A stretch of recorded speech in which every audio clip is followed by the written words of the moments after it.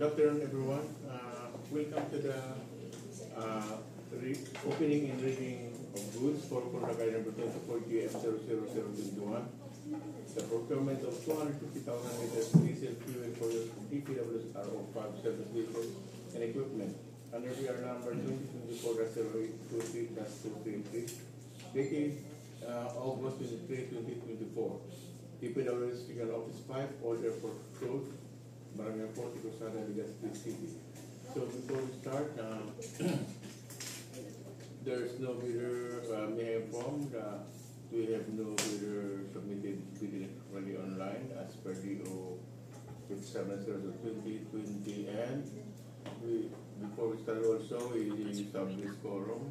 So of course there's only journals and the secretary of chairperson, also the chief of the management division. We have our engineer Benjamin Jr.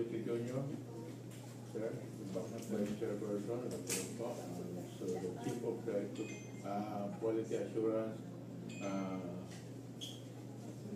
and hydrology division, and also we have Dr. Maricelo Aquino Dantas, background member.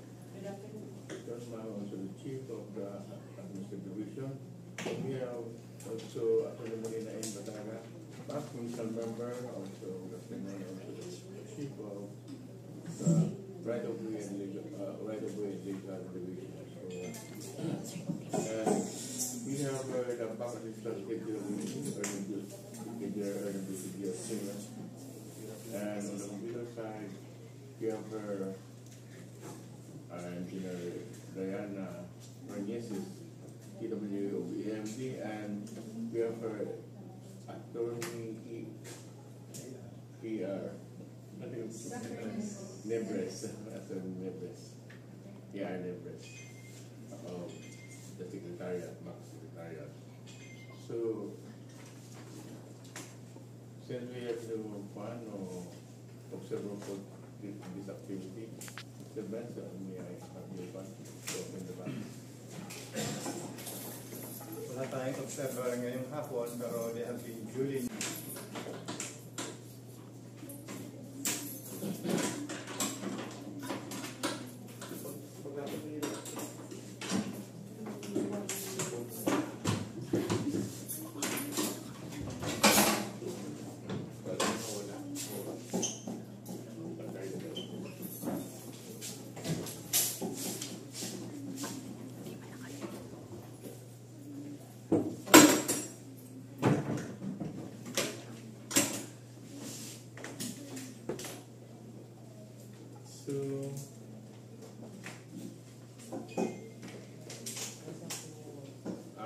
We have a loan bidder for this contract item number 24 GF00021.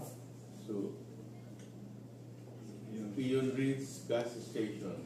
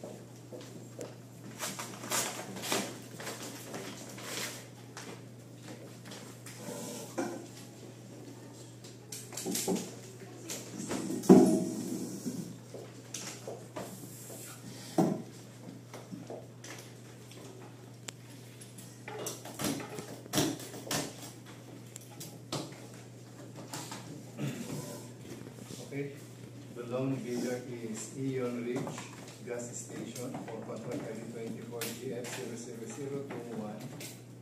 Field gaps registration valid until October 20, 2025.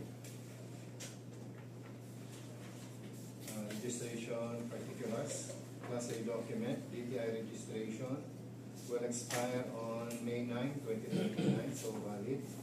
Business permit will expire on December 31, 2024, valid. Tax clearance will expire on September 5, 2025. And the audited financial statement was filed on April 25, 2024. The pickup license is not applicable.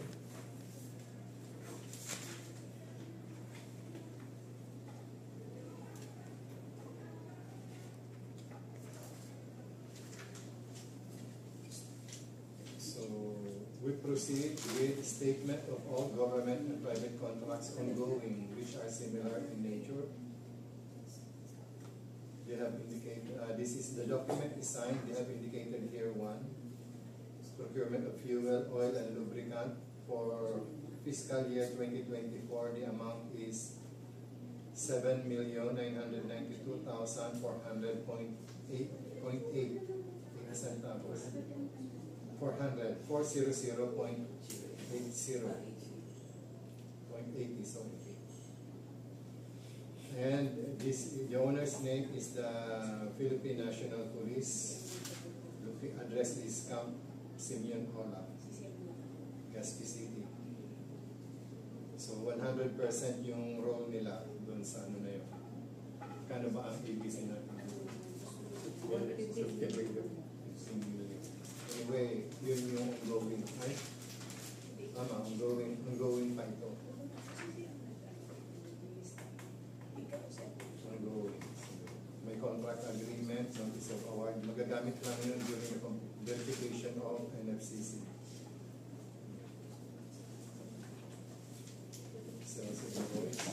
Then, yung kanyang statement of government private contracts completed which are similar in nature. Ito na yata yung kanyang SLCC, single largest completed contract. The amount is 15,779,000 pesos. And the owner's name is Dennis Macando. Dennis Macando. Contractor din ito. Versontal, correct. Versontal builders. 100%. So, pasok siya dun sa this is signed. Supporting purchase order signed by Dennis Macando, yung owner. Certificate of completion. Sales invoice. Then annual income tax return for the year 2023.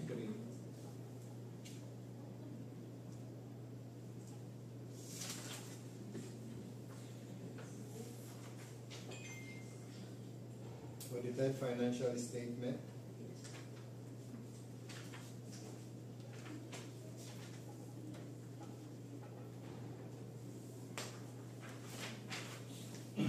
Received by the BIR.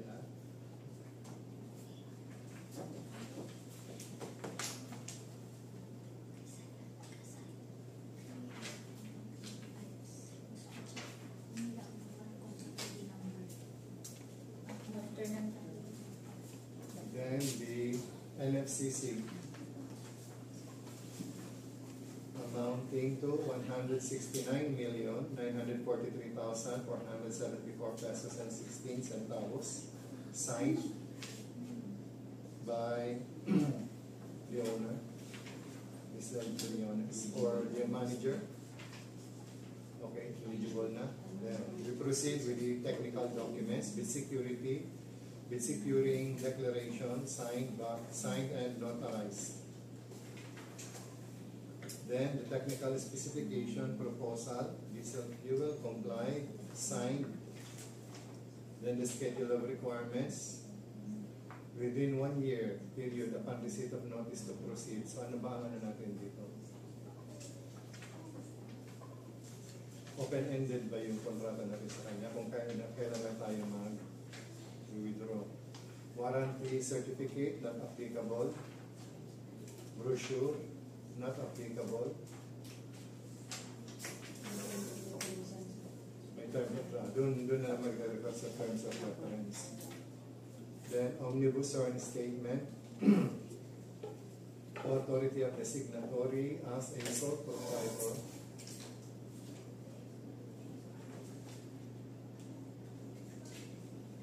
Complied.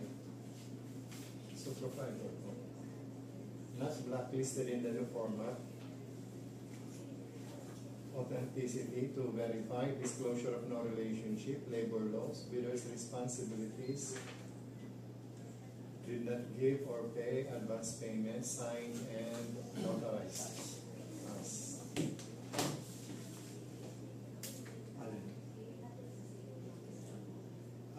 Not applicable siya.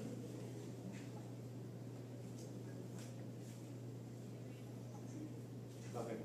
Ano ba ang brochure ng production delivery schedule? Ang nakalagay niya dito, production. Well, may po-produce ba siya rito? Delivery. Technical proposal. Schedule of requirements. Ito na yung pinakalalabas doon ng production. Within 1 year. Schedule of requirements.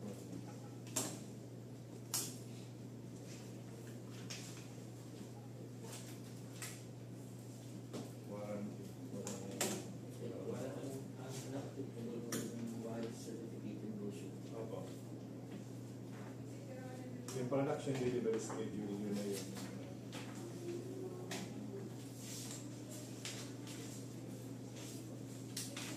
Yung may delivery.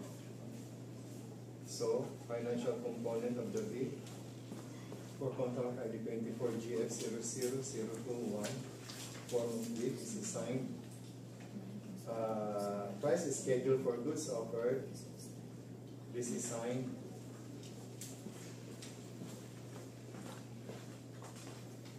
Then, yun lang. Hindi naman applicable dito yung recurring and maintenance cost. So, bid. 14,300,000 pesos. 14,300,000.00.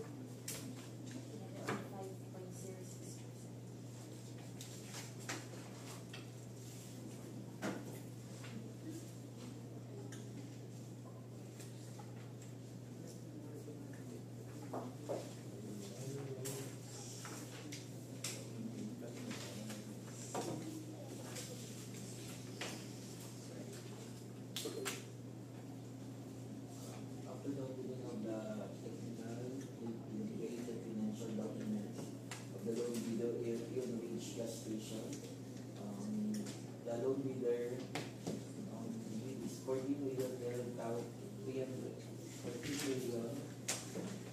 Then 300,000. With the variance of negative 5.06. Thank you, John. Thank you, Sir Ben. Yani. Thank you for your work number. So, that's the opening and reading of contract number 24 GF 00021. And this number will still be validated through the evaluation and Secretary of Item 4, and also will be submitted for most qualification earner towards the Secretary of Item 4. So thank you very much, and that's the activity. John.